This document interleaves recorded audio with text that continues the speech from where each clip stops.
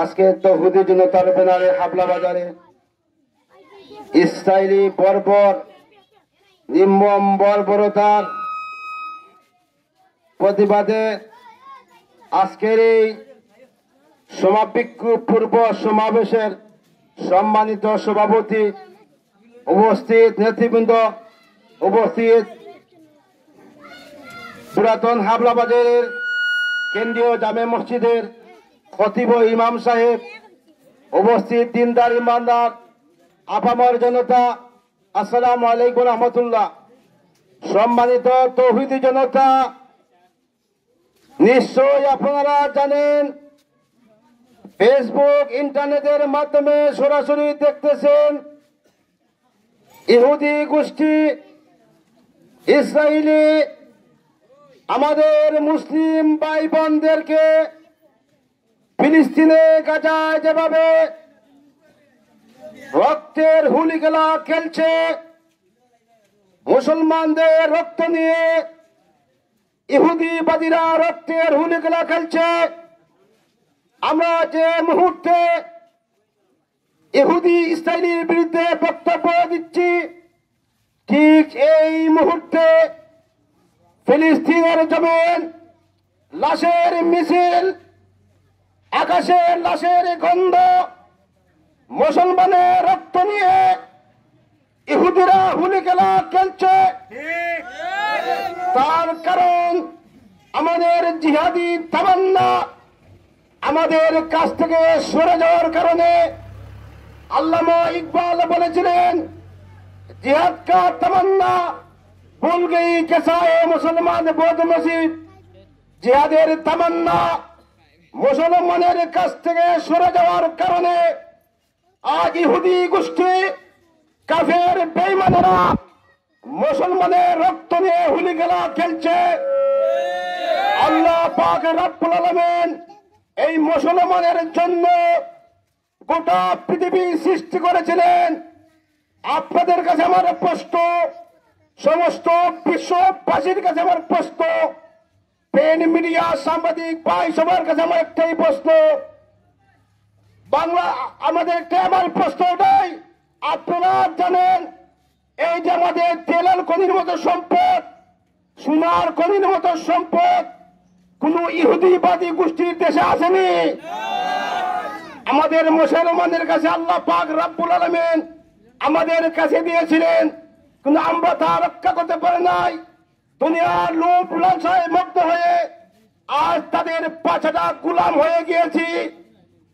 সম্মানিত তৌহিদি জনতা, আমার পূর্বে মির্জা নাবিদ সাহেব একটা আয়াত তিলাওয়াত করেছিলেন, যে আয়াতের আওয়াজ আমাদের কানে এখনো বাজছে।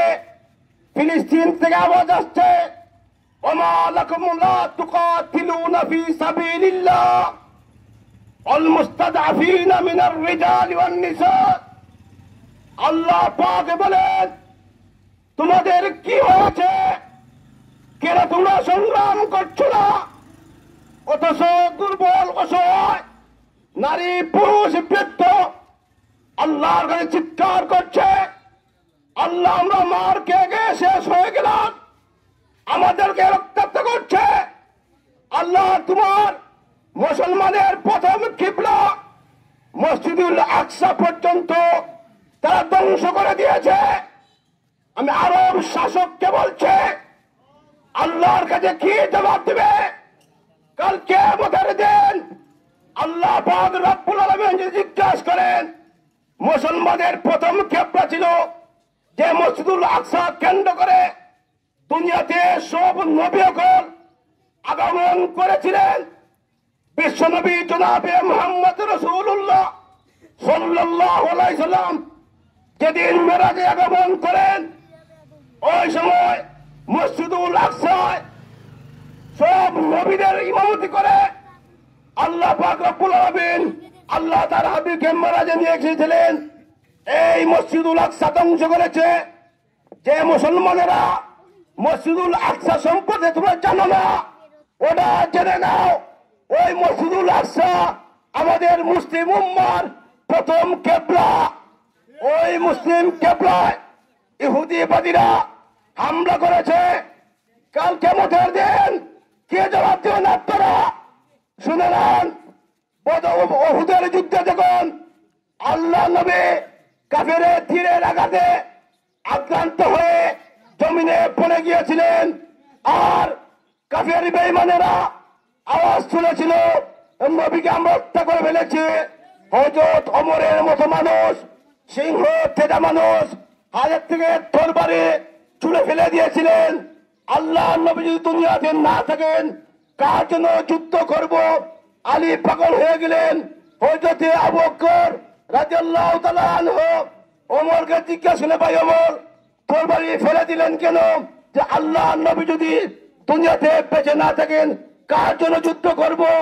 আবু বকর বলেন, আল্লাহ নবী যদি দুনিয়াতে বিদায় হয়ে যান আর আমরা যদি বেঁচে যাই, কাল কিয়ামতের দিন আল্লাহর কাছে কি জবাব দেব? আল্লাহকে তো বুঝ দেওয়া যাবে না। আল্লাহ পাক যদি বলেন আমার নবী হত্যা হয়ে গেল, তোমরা কেন বেঁচে থাকলে? কাল কিয়ামতের দিন আরব শাসকেরা কে জবাব দেবে? বাইতুল মুকদ্দাস মসজিদুল আকসায় হামলা করেছে, কাল কিয়ামতের দিন তোমরা কে জবাব দেবে আল্লাহর কাছে? আমি আমার এখান থেকে তার হামলার তীব্র নিন্দা জানাচ্ছি।